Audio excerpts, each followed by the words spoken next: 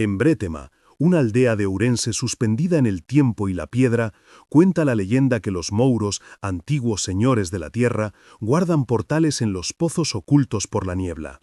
Un paso en falso y un día en su mundo subterráneo se convierte en una vida entera en el nuestro.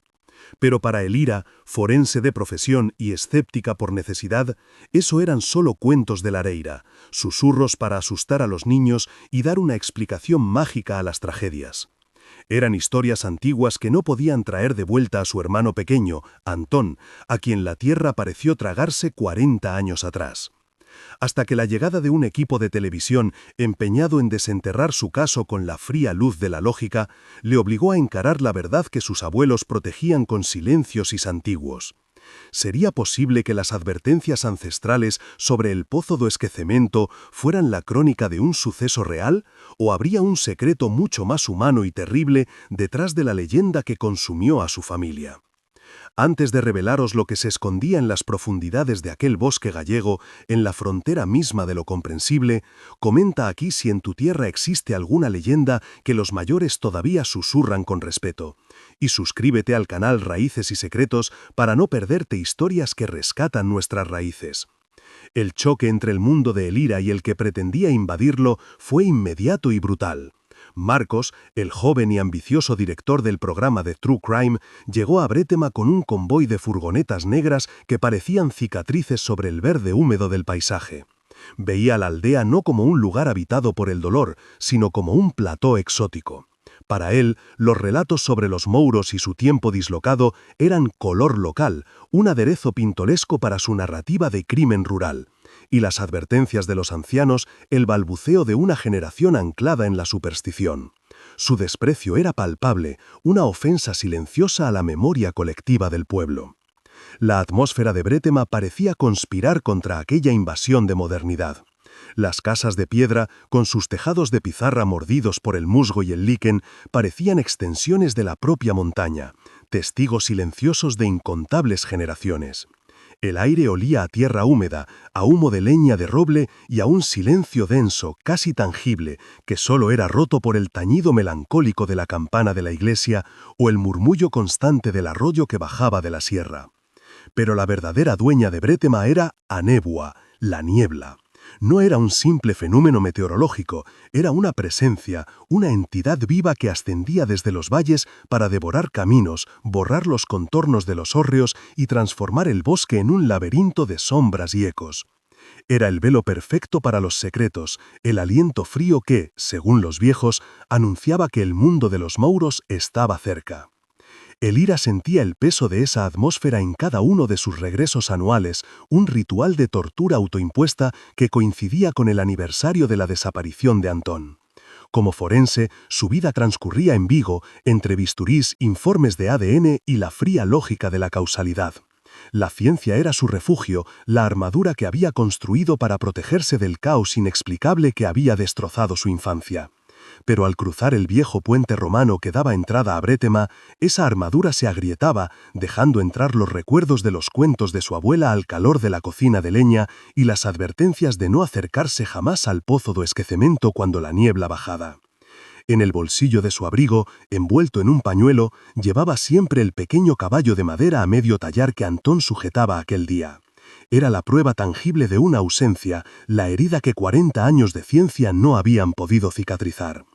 Marcos no tardó en revelar su plan maestro, un gesto de arrogancia que heló la sangre de los más viejos del lugar. Su objetivo era el epicentro mismo del tabú, el Pozo do Esquecemento. No se conformaba con grabar desde la distancia, quería profanar el misterio. Planeaba instalar un set de iluminación profesional para desgarrar la penumbra del bosque, cámaras de alta definición para capturar cada detalle y hasta un dron subacuático para mapear el fondo y desmentir los mitos de una vez por todas. «No se juega con lo que no se entiende», le advirtió Carme, la anciana que regentaba la única taberna del pueblo. Sus ojos... Él le respondió con una sonrisa condescendiente, cargada de la soberbia de quien se cree dueño de la verdad, prometiéndole que su documental pondría a Brétema en el mapa por las razones correctas, las de la ciencia, no las de la fábula. Elira observaba la escena con una mezcla de repulsión y una extraña resignación. Se sentía atrapada entre dos mundos irreconciliables, el de la evidencia que regía su profesión y el de la memoria ancestral que latía bajo la piel de su tierra. Decidió intervenir, no para defender la leyenda, sino el duelo. «No es por los mouros, Marcos», le dijo una tarde, mientras el equipo técnico descargaba cables cerca del cruceiro que marcaba la entrada al bosque.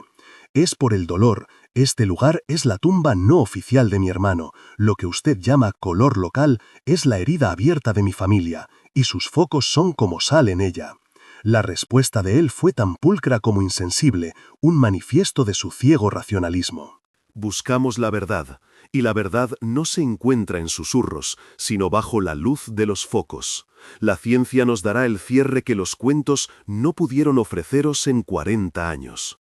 La mañana en que el equipo de Marcos comenzó a instalarse en los márgenes del pozo do Esquecemento fue una afrenta silenciosa para la memoria de Bretema. El sonido metálico de los trípodes desplegándose y el zumbido de un generador eléctrico eran una cacofonía profana en la quietud sagrada del bosque.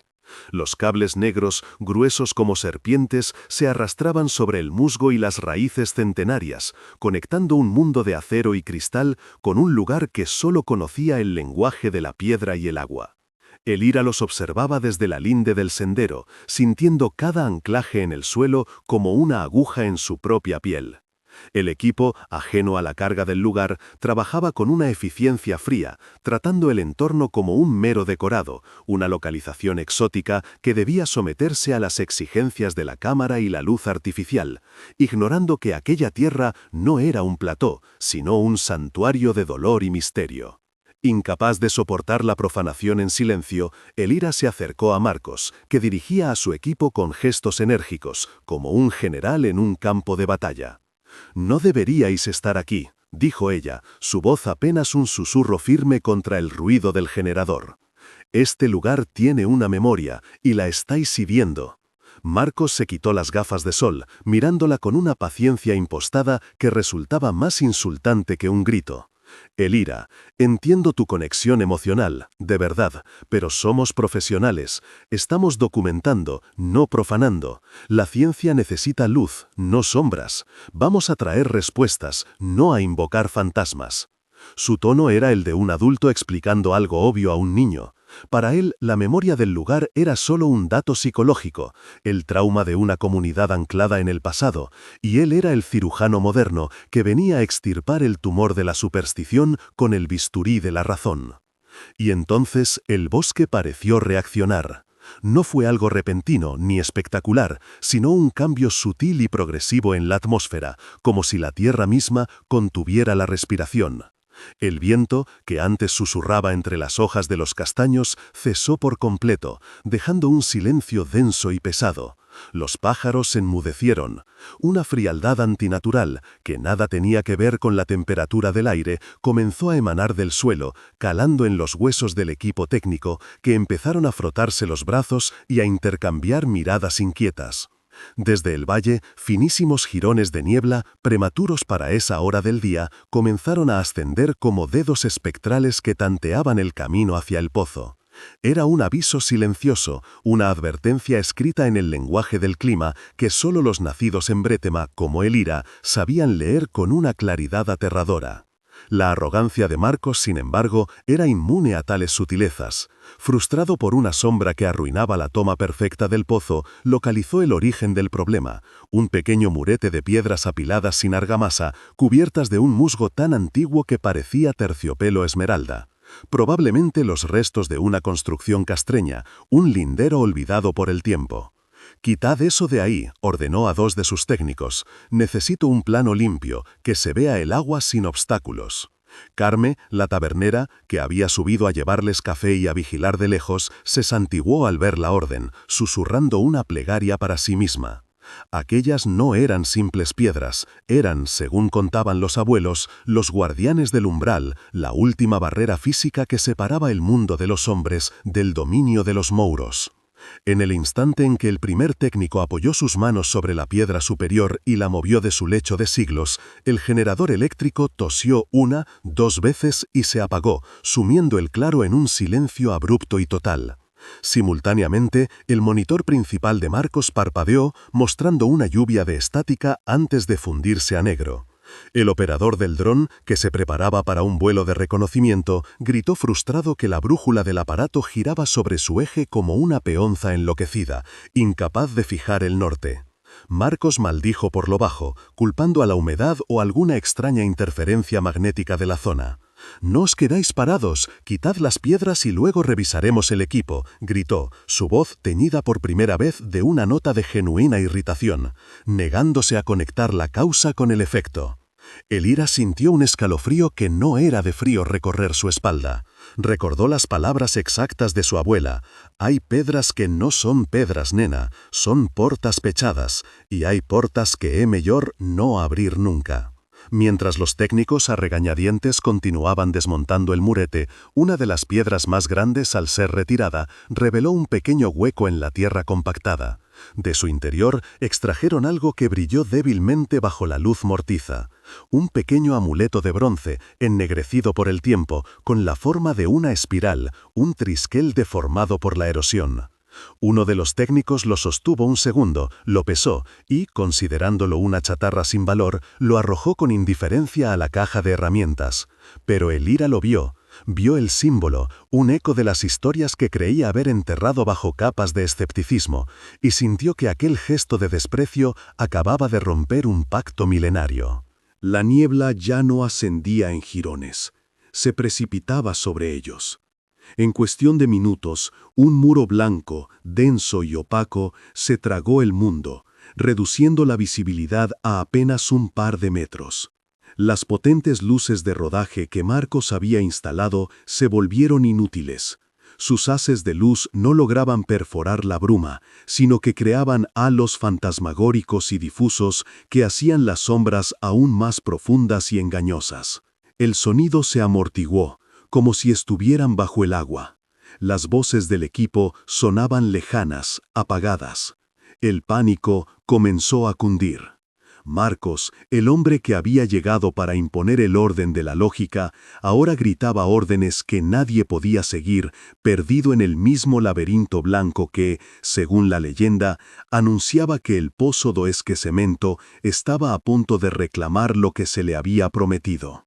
Elira supo, con una certeza que helaba el alma, que habían ido demasiado lejos. La tierra de Brethema había sido ofendida, y su respuesta estaba a punto de manifestarse.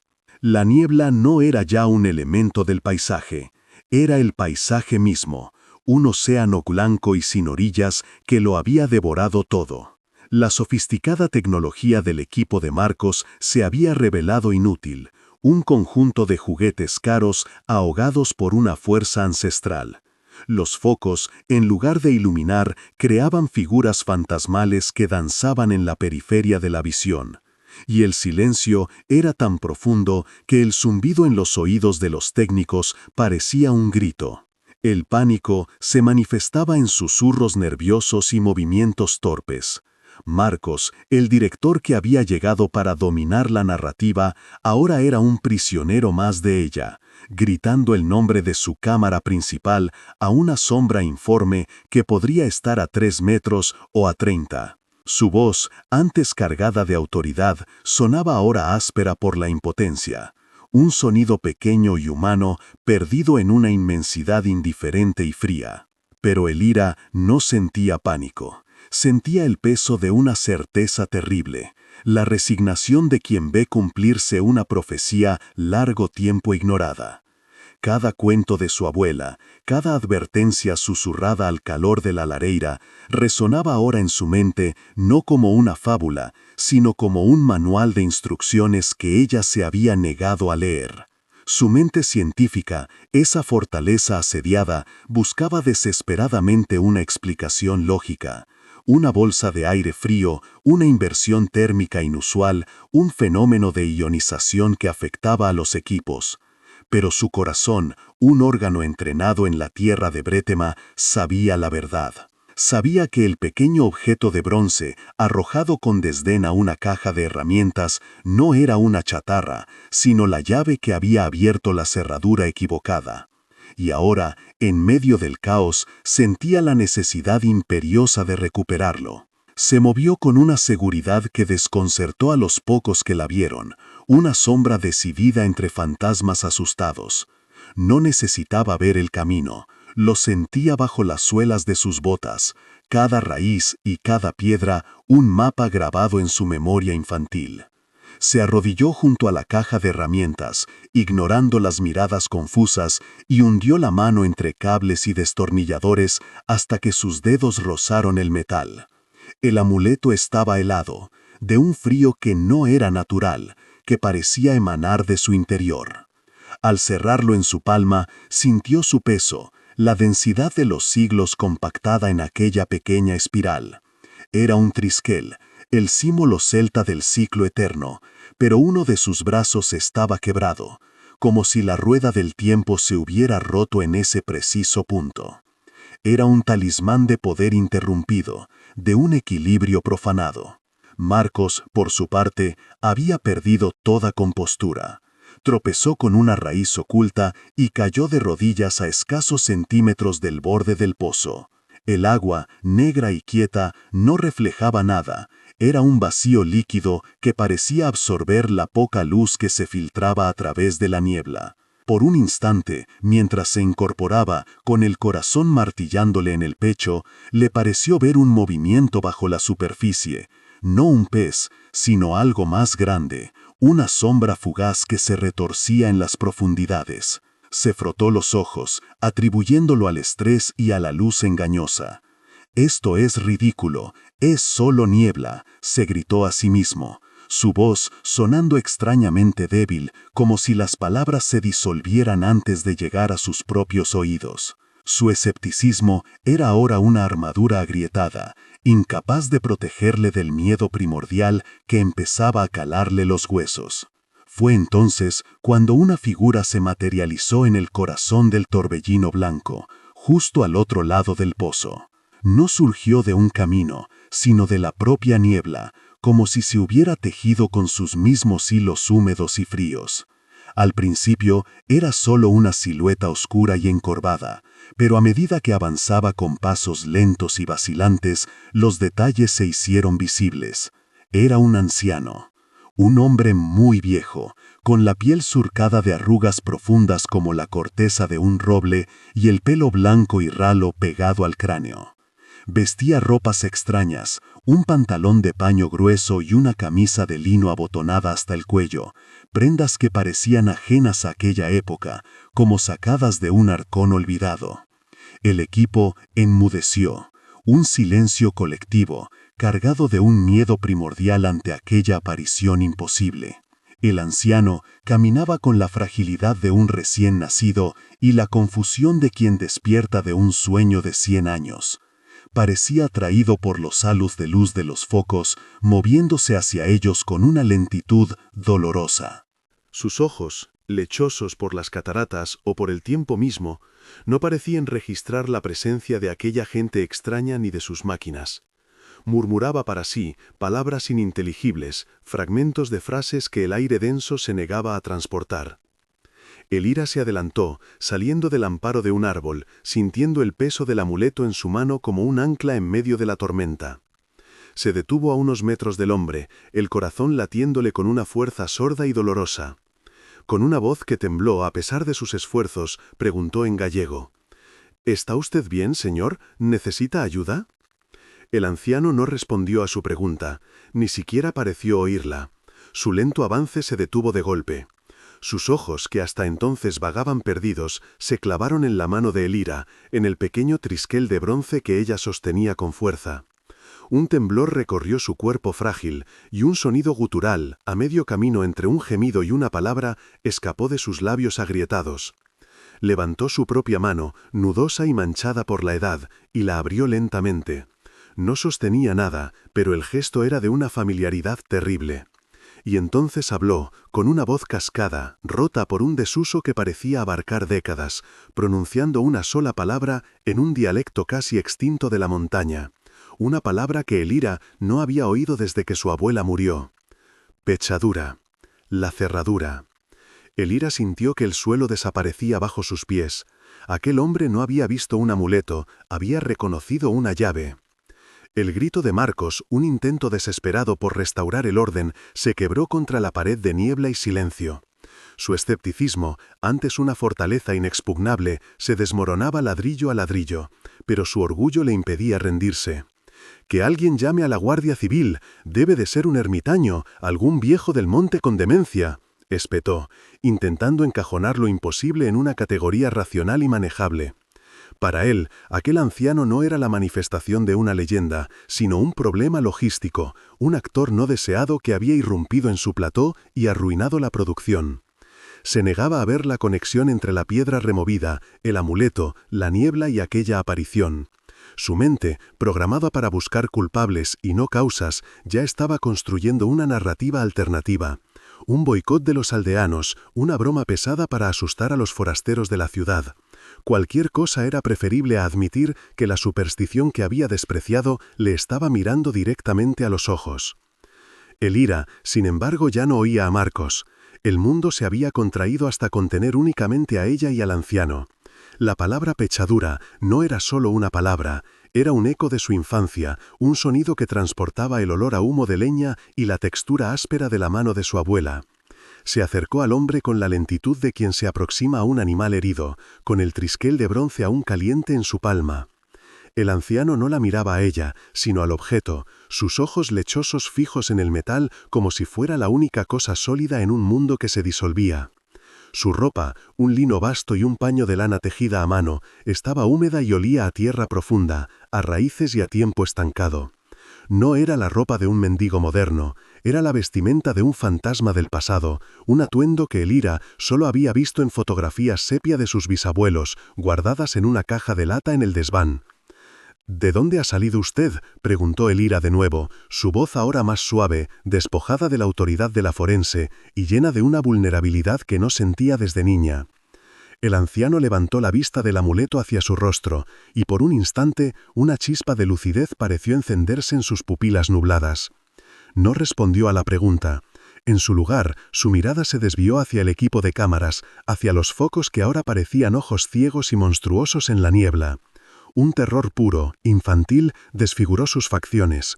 Se encogió, levantando una mano para protegerse, y balbuceó otra palabra, esta vez más clara, un ruego desesperado. «A luz queima, queima os ollos». La luz quema los ojos. Eran las mismas palabras que su hermano Antón, con su miedo a la oscuridad, susurraba cuando su padre encendía el quinqué de golpe en mitad de la noche. Un recuerdo tan específico, tan íntimo, que golpeó a Elira como un puñetazo en el alma. El pánico del anciano fue el catalizador que rompió la parálisis del equipo. El cámara, un joven de Madrid que había llegado a Bretema haciendo chistes de Meigas y la Santa Compaña, soltó su equipo con un estrépito y comenzó a caminar a tropezones sendero abajo, murmurando: «Yo me largo de aquí, esto no es normal». Su miedo fue contagioso. 2 técnicos le siguieron sin decir palabra, dejando a Marcos gritando a sus espaldas, su autoridad evaporada en la bruma. El director se encontró de repente solo, rodeado de su tecnología inútil y de un misterio que le superaba. Miró al pozo, luego al anciano que temblaba de miedo y finalmente a Elira, cuyo rostro había adquirido una palidez de cera. Por primera vez desde que llegó, la arrogancia en sus ojos fue reemplazada por una emoción mucho más primitiva y honesta, el miedo a lo que no se puede explicar y ni controlar. La frase del anciano sobre la luz había abierto una compuerta en la memoria de Elira. Pechadura, a luz queima. No eran palabras al azar, eran parte de un código familiar, de un lenguaje secreto tejido por su abuela para explicar el mundo. Recordó entonces algo que había olvidado durante décadas. Su abuela no solo contaba cuentos, los escribía. Tenía un pequeño cuaderno de cuero oscuro donde, con una caligrafía temblorosa, anotaba remedios, oraciones y sobre todo las historias y advertencias que pasaban de madres a hijas. Historias sobre los mouros, sobre el tiempo que se dobla como un junco en el río, y sobre las pechaduras, los amuletos que mantenían cerradas las puertas entre mundos. Con una certeza visceral, supo que tenía que encontrar ese cuaderno. Dejó al anciano al cuidado de Carme, la tabernera, que había permanecido allí como una estatua de granito, y echó a correr hacia la casa familiar, la misma casa donde había crecido y donde el tiempo, ahora lo entendía, nunca se había detenido del todo. La casa de sus abuelos la recibió con su silencio habitual, un abrazo de aire frío y olor a madera vieja y a recuerdos guardados bajo una capa de polvo. Hacía años que nadie vivía allí de forma permanente, pero Elira la mantenía tal y como la recordaba, un museo de su propia infancia perdida. Subió directamente al desván, el Fallado, un lugar mágico y aterrador en su niñez, lleno de sombras que danzaban a la luz del único ventanuco. El corazón le martilleaba en el pecho, una mezcla de esperanza y pavor. Buscó el viejo arcón de castaño donde su abuela guardaba sus tesoros más preciados, hilos de lino, cartas de parientes lejanos y fotografías de rostros que ya solo existían en la memoria. Sus manos, entrenadas para la precisión quirúrgica, temblaban mientras removía los vestigios de una vida. Y allí, en el fondo, envuelto en un paño bordado, lo encontró, el cuaderno. Su cubierta de cuero estaba agrietada por el tiempo, pero se sentía extrañamente vivo bajo sus dedos. Se sentó en el suelo polvoriento del desván, bajo el débil rayo de luz que se colaba por el ventanuco, y abrió el cuaderno. Las páginas, amarillentas y frágiles, estaban cubiertas por la letra inclinada de su abuela. No era un diario personal, sino un bestiario de su tierra, un manual de supervivencia para un mundo que la ciencia de Elira había declarado inexistente. Encontró dibujos de plantas medicinales, notas sobre las fases de la luna para la siembra, y entonces lo vio. Una página entera dedicada al pozo do esquecemento. Había un dibujo torpe pero claro de un trisquel, idéntico al que sostenía, y a su lado la palabra pechadura. Debajo una anotación que le heló la sangre. A pechadura non se debe mover cando a nebo a chama. Se a porta se abre, o tempo rómpese. Un día fora es una vida dentro. Un día dentro es una vida fora. No era una metáfora, era una advertencia literal, la crónica de una ley física que su pueblo conocía y que el mundo moderno había olvidado. Con el cuaderno de su abuela apretado contra el pecho como un escudo contra lo imposible, Elira regresó al claro del pozo. El mundo que había dejado atrás unos minutos antes se había transformado en un escenario de quietud y espanto. La mayor parte del equipo técnico había huido, dejando tras de sí un cementerio de trípodes, cables y monitores apagados que yacían como esqueletos de una civilización derrotada por la niebla. Solo quedaban Marcos, pálido y mudo junto a un árbol, y Carme, la tabernera, que había cubierto los hombros del anciano con su propia chaqueta. El hombre temblaba, no de frío, sino de una desorientación profunda, como un buzo que emerge demasiado rápido de las profundidades abisales del tiempo. Elira ya no lo miraba con los ojos de una forense analizando a un desconocido, sino con el pavor creciente de una hermana que empieza a reconocer a un fantasma. Se arrodilló lentamente frente al anciano, abriendo el frágil cuaderno en la página que había marcado con un dedo tembloroso. Su voz, al principio un susurro, ganó fuerza a medida que leía las palabras de su abuela, no para él, sino para el propio aire, para la memoria de aquel lugar. «O pozo non robas as almas, robas os anos», leyó en voz alta, las palabras en gallego antiguo sonando como un conjuro. «Para os muros, o noso solpor es o seu amecer. Una tarde de sogos en seu mundo es una vida entera agardando no noso». El anciano levantó la vista de sus propias manos y la fijó en Elira. No pareció entender el significado de las frases, pero reaccionó al timbre de su voz, a una cadencia familiar que pugnaba por abrirse paso a través de décadas de niebla en su mente. Inclinó la cabeza, con la curiosidad pura de un niño escuchando un cuento que ya ha oído antes pero no recuerda dónde. Entonces Elira sacó de su bolsillo el pequeño caballo de madera, la pieza a medio tallar, el símbolo de 40 años de ausencia, la prueba tangible de su fracaso. El anciano miró el objeto y sus ojos lechosos se abrieron de par en par. Una emoción violenta, un relámpago de reconocimiento, sacudió su frágil cuerpo. Con una mano torpe y artrítica, buscó en el bolsillo de su extraña camisa de lino y extrajo su propio tesoro. Otro caballo de madera, idéntico en forma y veta, pero perfectamente pulido, pulido por un tiempo que no era de este mundo. Las dos mitades de la misma rama de castaño, separadas por un instante y por una vida. El anciano miró el rostro de Elira. las lágrimas surcando sus arrugas profundas, y con la voz rota de un niño que despierta de una pesadilla, susurró el apodo que nadie más en el mundo conocía. Liriña, perdínme. Liriña, me he perdido. El universo ordenado y racional de Marcos se hizo añicos en ese preciso instante. El sonido de su tableta al caer al suelo y estrellarse contra una piedra fue el único ruido que rompió el silencio. Había llegado a Bretema para desenmascarar una superstición, para imponer la lógica del siglo XXI sobre los cuentos de viejas, y ahora estaba presenciando la prueba irrefutable de que la leyenda era la única verdad que importaba. Vio las dos piezas de madera, escuchó aquel apodo infantil pronunciado por un anciano, y comprendió con un terror helado que no estaba documentando una historia, sino que la historia lo estaba devorando a él. Todo su cinismo, toda su arrogante certeza se disolvió en la humedad de la niebla, dejándolo desnudo, pequeño y aterrorizado ante un misterio que su cámara no podía capturar y que su mente no podía procesar. El color local que tanto había despreciado tenía dientes y acababa de morderle el alma. La llegada del todoterreno de la Guardia Civil fue como la irrupción de otro siglo. Dos agentes se acercaron con cautela, sus uniformes oscuros absorbiendo la luz fantasmal. Uno de ellos, un sargento joven que había gestionado el caso desde la comandancia de Ourense, se dirigió a Elira con un respeto inusual. En su mano llevaba un folio. «Doña Elira, hemos recibido los resultados preliminares del laboratorio. La muestra de ADN que le tomamos al señor coincide. La compatibilidad con el perfil genético de su hermano, extraído de los archivos del caso, es del 99,9%. Hizo una pausa, tragando saliva, como si las siguientes palabras fueran veneno. Pero hay algo más. Los marcadores de senescencia celular, los telómeros, son consistentes con los de un individuo que supera los 80 años de edad.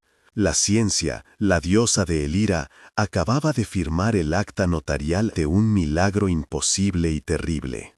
Elira sintió que el suelo se abría bajo sus pies, no para tragarla, sino para mostrarle un abismo diferente. Había encontrado a su hermano. La pregunta que había consumido su vida entera tenía por fin una respuesta. Pero la victoria tenía el sabor amargo de la ceniza. Había pasado 40 años buscando a un niño de 7 años congelado en el tiempo, y en su lugar había encontrado a un anciano que nunca tuvo la oportunidad de crecer, un hombre cuya mente era un archipiélago de recuerdos infantiles en un océano de años perdidos. Miró a Antón, a su hermano pequeño atrapado en aquella cáscara frágil y arrugada, y comprendió que su duelo no había terminado. Acababa de empezar de nuevo, un duelo por el hombre que Antón nunca llegó a ser, por la vida que le fue robada no por un criminal, sino por una ley de la naturaleza que su tierra conocía y que el resto del mundo había decidido olvidar. Y así, en el corazón de un bosque gallego detenido en el tiempo, la verdad se reveló, no como una metáfora, sino como un hecho. La leyenda de los mouros y su tiempo dislocado no era un cuento para asustar a los niños, era una crónica, un manual de instrucciones para sobrevivir en la frontera de lo comprensible, transmitido de generación en generación a través de susurros junto al fuego. Marcos había llegado buscando un crimen humano y había encontrado la prueba de un fenómeno que desafiaba las leyes de la física que regían su mundo. La verdad que buscaba con sus focos y sus cámaras no estaba oculta bajo tierra, ni en viejos expedientes policiales. Siempre había estado allí, a la vista de todos, en las advertencias de los ancianos y en el murmullo del viento entre los castaños, esperando, simplemente, a que alguien tuviera la humildad de escuchar. El equipo de Marcos no recogió su equipo, lo abandonaron todo, esparcido alrededor del pozo como los restos de un naufragio, cámaras con las lentes empañadas, trípodes volcados sobre el musgo, cables que se hundían en el fango como raíces muertas. Aquella tecnología que había llegado a Brethema como un ejército de conquista, yace ahora como un conjunto de monumentos absurdos a la arrogancia. Marcos fue el último en marcharse, no dijo nada, simplemente se quedó mirando a Antón, al niño de 7 años atrapado en una prisión de 80, y la certeza de su mundo se desmoronó en un silencio denso y aterrador. La Guardia Civil redactó un informe imposible, lleno de términos técnicos que bailaban alrededor del abismo, un documento burocrático que intentaba sin éxito ponerle un sello oficial a un milagro. Aquella noche, Marcos abandonó la aldea, no como un director en busca de una historia, sino como un hombre que huía de una verdad demasiado grande para ser contada. Para Elira, la confirmación del ADN no fue el final de un misterio, sino el comienzo de una vida que nunca había imaginado. El cierre que había buscado durante 40 años se había transformado en una puerta abierta a una paradoja devastadora. Regresó a Vigo solo para presentar su renuncia. Empacó su vida de lógica, sus libros de anatomía y sus informes forenses, y los cambió por el silencio de la casa de sus abuelos en Brethema. Su misión ya no era encontrar una causa de muerte, sino aprender a cuidar de una vida imposible. Se convirtió en la hermana mayor de su hermano pequeño, un anciano con los ojos asustados de un niño perdido en un mundo que no reconocía, un mundo que había envejecido sin él. Su ciencia, que le había dado todas las respuestas sobre la muerte, se reveló inútil para enseñarle a navegar por aquel océano de tiempo robado. En Brethema, la noticia no fue recibida con sorpresa, sino con una solemne afirmación. Para los ancianos del lugar, la ciencia no había descubierto nada, simplemente había llegado, con 40 años de retraso, a la misma conclusión que ellos susurraban junto al fuego de las laireiras. La leyenda dejó de ser un cuento y se convirtió en historia viva, en carne y hueso. Antón se transformó en el testimonio andante de que las advertencias de los abuelos no eran superstición, sino un manual de supervivencia. El Pozo do Esquecimento adquirió una nueva santidad. Ya nadie se acercaba, ni siquiera en los días más claros. Se convirtió en un lugar de respeto absoluto, la frontera visible entre el mundo de los relojes y el mundo donde un simple parpadeo puede costar una vida entera.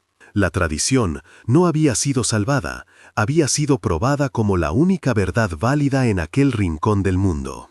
La vida en la vieja casa de piedra encontró un nuevo ritmo, uno dictado por la memoria fragmentada de Antón. Elira le leía los cuentos del cuaderno de su abuela, no como leyendas, sino como si fueran las noticias del día. Antón, con sus manos artríticas, pasaba las horas tallando pequeños animales de madera, una habilidad que parecía haber perfeccionado en aquella tarde eterna. A veces, en momentos de extraña lucidez, le preguntaba a Elira por sus padres, y ella tenía que explicarle con un nudo en la garganta que ya se habían ido, que habían esperado tanto como pudieron. En la repisa de la chimenea, los 2 caballos de madera, uno tosco y sin terminar, y el otro pulido por un tiempo ajeno, descansaban juntos. Eran el símbolo de su reencuentro, la prueba de que el amor de una hermana podía, si no doblegar al tiempo, al menos, esperar pacientemente a que éste devolviera lo que se había llevado. Un mes después, un paquete llegó a nombre de Elira. No tenía remitente, pero ella supo de quién era. Dentro, un disco duro contenía todas las grabaciones que el equipo de Marcos había filmado. No había ningún documental, solo el material en bruto, crudo y silencioso. Junto al disco, una nota manuscrita en un papel de hotel. «Creí que venía a iluminar vuestra oscuridad», escribía Marcos, «y fui yo quien resultó ser el ciego. Esto no es una historia para ser contada, es un secreto para ser guardado, os pertenece a vosotros». Fue su acto de contrición, la rendición final de su modernidad ante un misterio que lo había superado. Elira cogió el disco duro, caminó hasta la laireira y sin dudarlo lo arrojó a las llamas. Las imágenes de la profanación, la crónica de la arrogancia, se consumieron hasta convertirse en cenizas, devueltas al silencio y al secreto del que nunca debieron salir. Aquella noche, mientras arropaba al anciano que aún tenía miedo a la oscuridad, Elira comprendió que la ciencia puede medir los años en un cuerpo, pero solo las viejas leyendas entienden el peso de un instante perdido en la niebla. El misterio de Brethema no se resolvió con luz, sino aceptando sus sombras, y en esa aceptación encontró una paz que 40 años de búsqueda lógica nunca pudieron darle. Si crees que nuestras tradiciones guardan sabidurías que la modernidad no logra explicar, comparte esta historia. Mantengamos vivas las memorias de nuestros abuelos. Suscríbete al canal Raíces y Secretos para más relatos que nos recuerdan de dónde venimos. La historia de Antón no se convirtió en un susurro más en Brethema, se transformó en el latido mismo de la aldea. Su presencia, la de un niño atrapado en el ámbar del tiempo, era un recordatorio constante y vivo de que las fronteras que separan los mundos son tan finas y reales como la propia niebla. Elira se convirtió en su guardiana, no solo de su hermano, sino de la memoria que él encarnaba. Su vida ya no se regía por la lógica implacable de la ciencia forense, sino por el ritmo ancestral de su tierra. El cuidado de Antón, la recuperación de las historias del cuaderno de su abuela y la protección silenciosa del pozo Duesque-Cemento. No lo vivía como una carga, sino como la asunción de un legado sagrado, la aceptación de que su verdadero lugar en el mundo no estaba entre microscopios y evidencias, sino allí, en el umbral, donde la razón se rinde y la sabiduría de las raíces prevale sobre todo lo demás. Así, lo que el mundo moderno había etiquetado como superstición fue reivindicado en Brethema como un conocimiento empírico, una ciencia distinta, transmitida no en fórmulas sino en cuentos junto al fuego. La leyenda de los Mouros dejó de ser una fábula para convertirse en una ley fundamental, tan cierta como la lluvia que empapa la tierra o el musgo que se aferra a la piedra. Los ancianos, que habían visto su sabiduría despreciada por la arrogancia de los forasteros, recuperaron su estatus de guías, de bibliotecas vivientes, cuyo saber no residía en los libros, sino en la observación paciente de los ciclos de la tierra y del tiempo. El regreso de Antón no fue una anomalía, fue la prueba definitiva de que hay verdades que no se pueden medir con aparatos, sino que deben ser sentidas, respetadas y, sobre todo, temidas. La tradición no era una reliquia del pasado, era el único mapa válido para navegar por los misterios de aquel lugar. El destino de los dos mundos que chocaron en Brethema fue una lección en sí misma.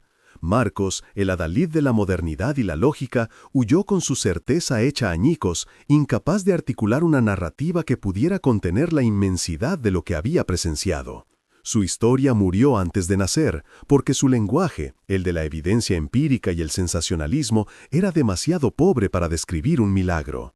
Elira, en cambio, encontró su propósito al abandonar la búsqueda de respuestas y abrazar el misterio. Su viaje desde el escepticismo hasta la aceptación fue un regreso a casa en el sentido más profundo de la palabra. Comprendió que el error fatal no fue la creencia de sus abuelos, sino su propia negativa a escuchar la sabiduría que latía en su propia sangre, una sabiduría que le advertía que hay puertas que la ciencia nunca debería intentar forzar. Al final, la historia de Brethema nos enseña que cada pueblo, cada valle y cada montaña guardan una memoria propia, un conjunto de reglas que no siempre están escritas en los libros de historia o en los manuales de física. Ignorar estas memorias, despreciar las advertencias susurradas por nuestros mayores, no es un acto de progreso, sino de una profunda y peligrosa soberbia. Es creer que la luz de nuestra pequeña razón puede iluminar todos los rincones del universo, sin comprender que hay oscuridades que no existen por falta de luz, sino porque son, en sí mismas, una parte fundamental del tejido de la realidad. Porque en las tierras antiguas de Galicia y en tantos otros lugares de nuestro mundo se aprende una verdad inmutable. Hay relojes que no miden el tiempo, sino el alma, y hay olvidos que son, en realidad, la forma más profunda de recordar lo que nunca debimos profanar. Si la historia de Elira y Antón ha despertado en ti el eco de los cuentos de tu propia tierra, te invitamos a que los compartas en los comentarios. No dejes que el tiempo borre las huellas de quienes nos precedieron. Cada leyenda familiar, cada advertencia de un abuelo es un hilo de oro en el tapiz de nuestra identidad. Suscríbete a Raíces y Secretos y ayúdanos a mantener viva la llama de estas memorias, para que las futuras generaciones sepan que las respuestas más importantes no siempre se encuentran mirando hacia el futuro, sino escuchando con humildad los secretos que el pasado nos susurra al oído.